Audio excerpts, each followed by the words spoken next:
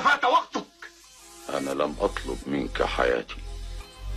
لا تعلن للعالم أني في خلوة هذه الغرفة التمست منك حياتي. لا، لن أقول ذلك. لن أكذب بشأنك. أنت رجل شجاع.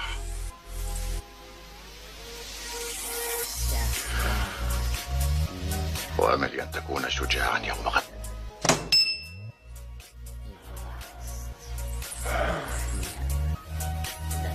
حبل عدالتكم كان يتدلى دائما أمامي يا جنرال.